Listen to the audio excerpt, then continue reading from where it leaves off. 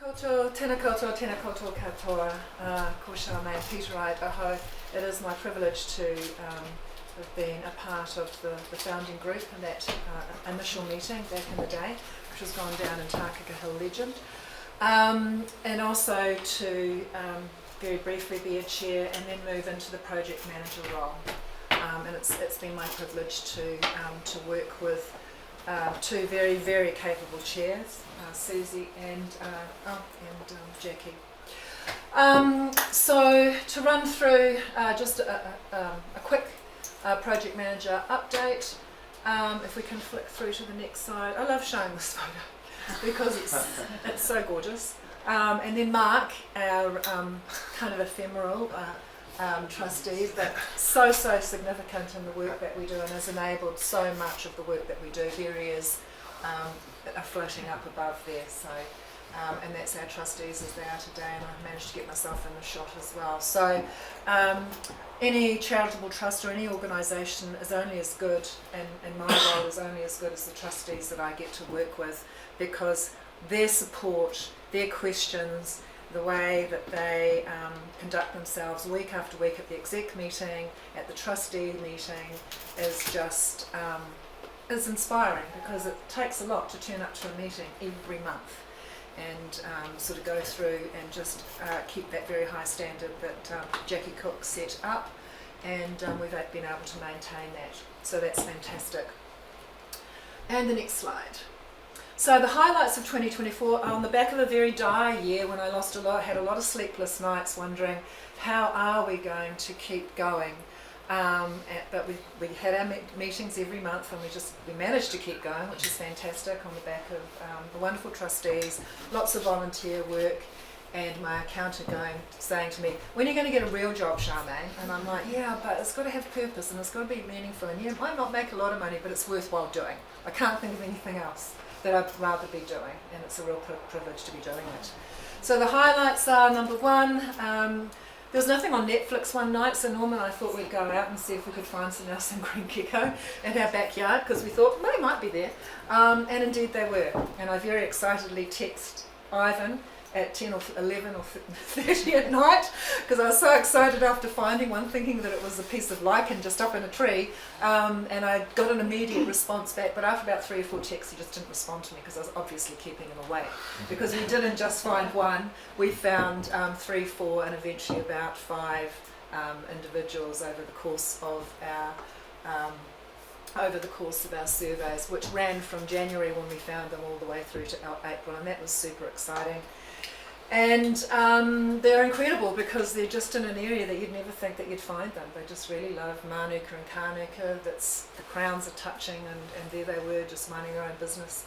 And they don't run away, they just kind of sit there and look at you. And yeah, so that was a real highlight. And that's the reason that we do the things that we're doing. They're a taonga species, they're so incredibly rare, they're so thrilling to find and see. The colours are so gorgeous, you can't believe that they're real when you shine a light on them and hold them. Well, I didn't hold them, but just look at them. They're just, yeah, that's why we do it. You need a permit for that, absolutely. And the next one. So on the back of that, we also got nominated. We also became a finalist, because I bloody nominated us, actually, because I thought, God damn it, I think we deserve a reward. So I sent it in and filled it out, and we were nominated, and we had a really good time, didn't we, John? Because you came and my sister came. It was too late to take Norm up. It was a very expensive exercise, great food, and we were a finalist. We didn't win, but this crowd over here, I can't remember about Banks Peninsula, this guy here and his partner, they were saying, oh God, you guys, we were sort of teetering home at night after the awards, we thought you were going to win. And I'm like, so did we, but you know. And so we had a good chat about that, so maybe next year, but it was a fantastic event, and just really, once again, I don't mind blowing our own trumpet, because I think what we're doing is fantastic, and it's being recognised by NPI. Right, next one.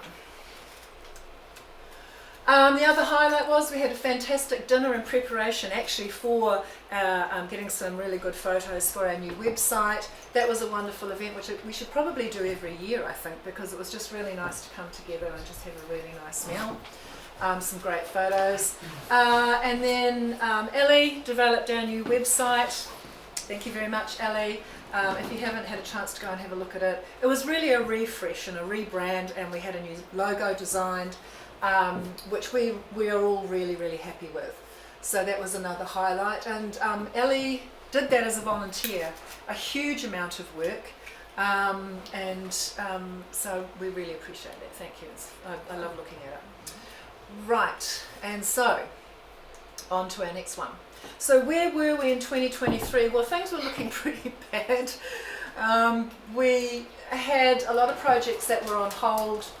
We had limited funding to continue with our predator control group, our control work. Some of our landowners were amazing. They came to the fore and said, well, look, we'll pay for our trap lines, our landscape scale trap lines. And so we just kind of eked the funding out. We just cut our cloth accordingly to be able to continue to deliver the work. Hawke's Lookout was ongoing, the recycling depot was ongoing at that stage. The cave fauna, we had initial cave fauna survey analysis by Anna Stewart. We've actually got funding again to carry on with that, but we'll talk about that a little more. So things are looking pretty orange, which is on hold, and limited, which is mean, yeah, we can eke it out for a little bit longer, but then what? And a couple of things are in the green, classic sort of project management way of capturing what's going on. So where are we in 2024? Well, it's looking much better, and I've changed the colours. So we've got a few projects pending funding, which is the snail monitoring, which I'm really keen to get up and running. A lot of volunteers, Brian Lloyd and Ruth put time into sort of getting our monitoring plot happening up on the walkway, and that's been on hold for a while, so we're wanting to get that up and running. So we're waiting on funding. We've got enough money for our predator control, lizard monitoring, acoustic monitoring, and other projects to just keep going for the foreseeable future. But I mean, I'm always thinking 1, 2, 3 years ahead, so already we're working on the next funding applications to keep these projects going. And then some of them have been handed back to the landowners, not officially, it's just basically, for example, wilding pine control, and I'll talk a little bit more about that. There is no more funding for community partnerships for wilding pine control, and we'll get to that. And I think that can be enough said about that. So we're okay. We can keep going. So, wilding pine funding. Well, that was completely cut. The Jobs for Nature funding, the last of it was given to district and regional councils New Zealand wide. No funding for community partnerships, which was a bit sad. And that's just the way it is. We're not at the level of decision making to kind of say much about that. That decision not to fund community groups is made up here. We're operating here. But certainly I've had a lot to say about it with the Wilding Pine network rattling a few cages, because at the end of the day we invested $347,000 of public money into controlling wilding pines, and we're halfway through our program. And if we don't try and keep some sort of momentum there, then all of that work will revert back. But what we can do is, and also the other thing with Tasman, the review of the Tasman Nelson pest management plan, review of the pest management plan. In principle, I get what they're trying to do. They're trying to push the responsibility back to the landowner, and so landowners will now be responsible for controlling their wilding pines. And in principle, that sounds great, but in practice, it's not really going to work, because, for instance, Waka Kotahi's a landowner. Well, a lot of wilding pines are in the road reserve, and that's not a priority for them. We've got a lot of pines that are basically holding up the hill, and even Dan Montgomery from Tasman Pine Forest Limited says, yeah, and we've got all those Douglas fir which are literally holding up the hill. And then we've also got limited capacity from some of our landowners, limited capability, and it's expensive. So really, the best that we can do is say to landowners, we've got the metsulfuron and the equipment for you to do your own control, but that's still not an option for some people. So we've got to watch this space. There's a lot of work going on behind the scenes as far as lobbying is concerned, but I think the elephant in the room is we can lobby as much as we like at this level, but the decisions are being made at this level, and so we need to kind of get in there somehow. And I have been invited to present at the Wilding Pine Conference in Taupo in October, and my presentation is going to be nothing like they've ever seen before. I don't work for a government department, so I can essentially speak truth to power on the reality. If I can get there, I'll try and get there, but it's just priorities. Right, next one, please. That's our predator control. Not really a network, I guess it's kind of like a network, but we're right up bordering Abel Tasman National Park, so that line that you can see up there with a lot of the predators, that's bordering Abel Tasman National Park. Down here is Kaharangi National Park, and so it's ongoing, and that old Coach Road trap line that Susie was talking about is here. I don't think there's one trap along there that hasn't caught something, and it's stoats and rats everywhere. They're everywhere. So we're not going to achieve predator-free 2050 by doing trapping. It's just not going to happen. We're not even probably holding the line, but if nothing else, we're doing something and awaiting the technology which will be necessary to truly make a difference as far as dealing to rats and stoats. But what it does teach anybody who's involved with predator control is the scale of the problem and the reality of what needs to be done, because as some of our landowners have discovered, that once a month check comes around really quickly, life gets in the way. It's a lot harder than you think. My daughter Ellie went into the Cave Club trap line. How many traps is that? Not many. 11 traps? Once, and never, she's not doing it again. She hated it. and that's just the reality. That's just community members. She's got other skills, websites and other things like that. But it sounds good getting out and doing trap lines like that once a month, and it's hard terrain up here. So we have contractors to do the landscape scale trap lines, Charlie and Tony, and even then they do it at a subsidised rate, which allows us to stretch what money we do have much further. And so once again, I want to acknowledge Tony and Charlie for taking that on board, and our landowners too, who contribute in any way they can, which is fantastic. I really appreciate it. Okay, next one. Pest plant control class 1 and 2 weeds. We haven't got any money for that. There's just no money. If there's a funding opportunity, we'll look at going for money for that. But we can supply metsulfuron and the equipment to do drill and fill for Wilding Pines, and we can also provide herbicide for cut and paste for landowners to do pest control on their land. And Tasman Pine Forest Limited said, look, let us know whatever herbicide or whatever kind of things you need, and we can do a deal with you, or give you this or give you that. So we've got connections for actually getting the poison, for want of a better word, to deal with some of these invasive weeds. But once again, that's just part of the equation. Somebody's actually got to get out there and do the work. Next one. Hawks Lookout is a great opportunity for us to come together. Wendy and Susie, that's really been their baby. And they don't just turn up 3 to 4 times a year, which is when most of us turn up. It's a nice get together. They go outside of the 3 to 4 and just really keep an eye on it. It's a little project. It's kind of helping Doc, and they need all the help they can get at the moment, really. So we've kind of taken Hawks Lookout under our wing, and that's a nice project for us to be doing. So we just keep doing that as volunteers. Next.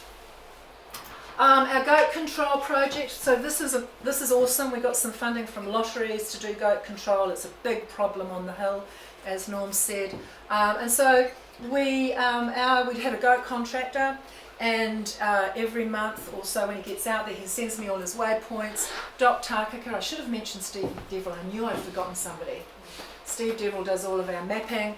And so this is just a little snapshot of our March data, where the goats are in March, not a lot, but collectively, here we are. And the yellow area is the national park, so that's where the Coxie's been flying around and taking out goats in green. This is up by it's a really good relationship with Doc Waterweka, so they will let us know, or they will go on to private land where landowners are happy with that, and not go on land where landowners aren't happy with that. That's the nature of community groups, so we have to let people know if they want it hunting on their land, yes. If they don't, that's fine too. But we do that every month, and Ravensdown is funding that, and so is Lotteries. Right, next one. Plant propagation for habitat restoration. Wendy, as Susie said, has a wonderful nursery, so that's where we're doing a lot of our, we do seed collecting. When I say we, not me personally, but we have a group of people go out and do seed collection, and they end up at Wendy's nursery. So for eco-sourced planting. We've got a nice little project that's being funded by Ravensdown to restore areas of the quarry, to bring them back to have some natives growing on there. So we're just planting primary colonisers, Kanuka and Manuka, and we've done a mixture over on the other side, and that's funded. So that's not volunteer work, we get paid to do that. So that's a nice project. And Ravensdown actually pay for their trapping as well, so contractors do that. Next. So Ravensdown have been amazing.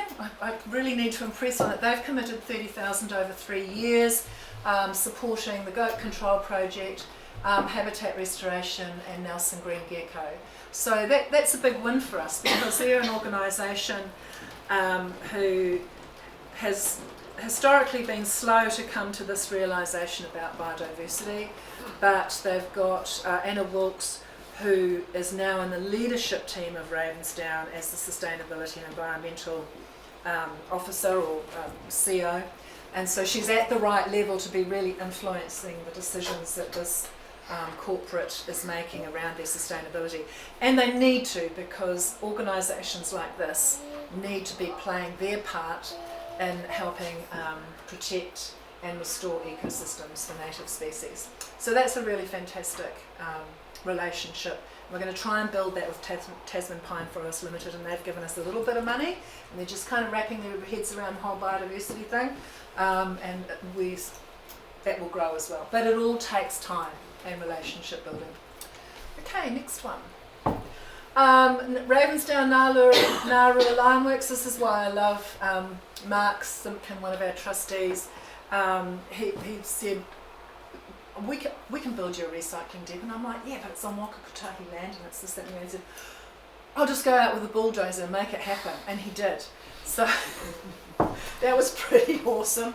It's their land, they provided the land, they built the little depot, and that's worked really, really well.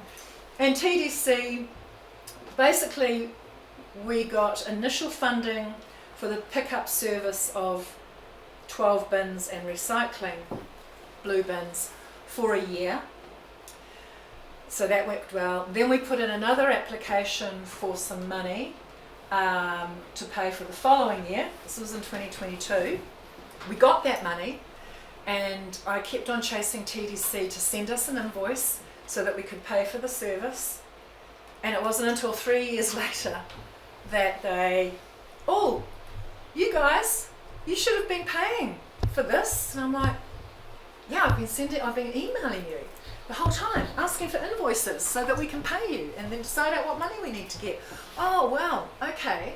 And the reason being is they had a waste manager, and if any of you know councils, they very much work in silos. It kind of fell through the cracks, but now they have a waste minimisation team of 2 people, and it was this one particular woman that got in contact with me. They didn't have these people 3 years ago, and said, oh, okay, well, we're not going to charge you for the 3 or 4 years of this service, which I think worked out to about $4,000, because it's our fault, not our fault, TDC's fault, even though I've been chasing them.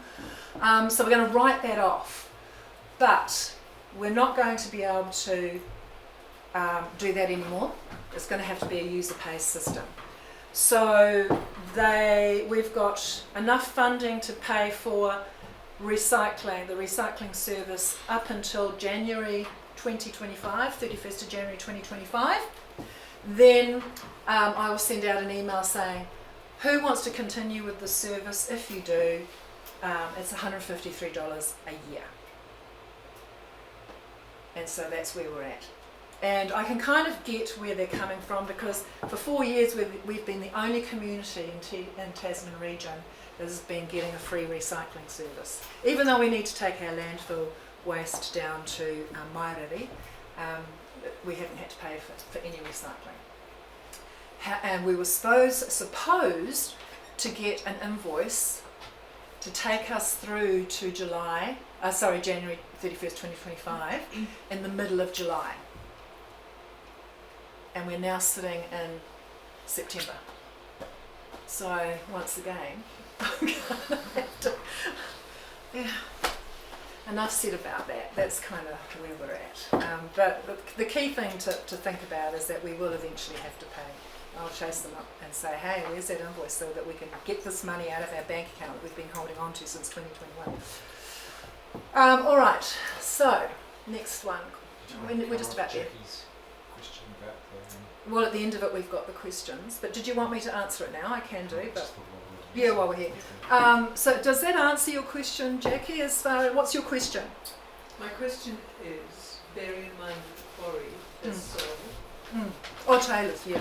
does it make a difference to the ongoing relationship, in particular with the recycling? There are other issues, but let's just... Yeah, so at the moment, when I spoke to Mark about it, he said an official letter will be coming out in September. I don't know whether the official letter comes to us or not. I said to him, what about the recycling centre? I don't know. Are you going to be staying on, Mark? Oh, I might retire and go fishing. So I'm like, okay. I think the reality is he probably won't. He probably will stay on. But I don't know, Jackie. The idea is that I have a chat to them, talk about all the reasons why this is a good thing for you tailors to maintain. At the end of the day, all they need to do if they choose to is to... I understand it's not tailored. Well, I don't know who it is then if it's tailors. It's the Reverend Foundation. Well, I haven't heard that, so I can't confirm or deny. I don't know. Okay. Yeah. Oh well, we'll have to ask. We'll find out. And when we do, we'll talk to them about the recycling depot. Yep. But I was told it was Taylor's. Yeah. Yeah. I've heard otherwise. Oh. So I don't know. No, me neither. Yeah, so I guess we'll find out. Hopefully we can keep it. It is on NZTA land though, isn't it? No, it's on Limeworks land. That's why he could do it. They don't own that land. They use it, Walker but they don't Katana. own it. All right. Cave fauna survey, that will go ahead. Zach is going to talk about the entrances, cave entrances and tunnel survey, which will be coming up September, October. Zach, we're going to do that? October. Yep, that's cool. So we've got money for that. That's good. Next one. Anna Stewart and her team is going to be doing the actual inside the caves fauna in January with her team. We're carrying on with the bird acoustic monitoring. We've got our acoustic recorders out in the field now, lizard, and we're just waiting to find out if we can start the snail monitoring with this next round of funding applications. So, yep, that's about it. And I think the last one, funding update, current grants that we're operating on. You can see there the actual amounts. I won't read them out to you. And we've got grants that we've applied for with our lotteries, significant sums, Stevenson Fund, and you can see what we've asked for the money. And then also Network Tasman to have our 4 years of trap data analysed, and the World Wildlife Fund as well, the grants that are applied for. So that's kind of where we're at the moment. And finally, it's just a little bit of a plug for our supporters, and there they are. Partners in collaboration. I kind of like to call it partners rather than sponsorships, because that's the kind of relationship that we're developing with them as a partnership rather than just being sponsored. because I see it as a mutually beneficial relationship, not like we're helping you out. It's actually we're helping each other out. Right, that's me.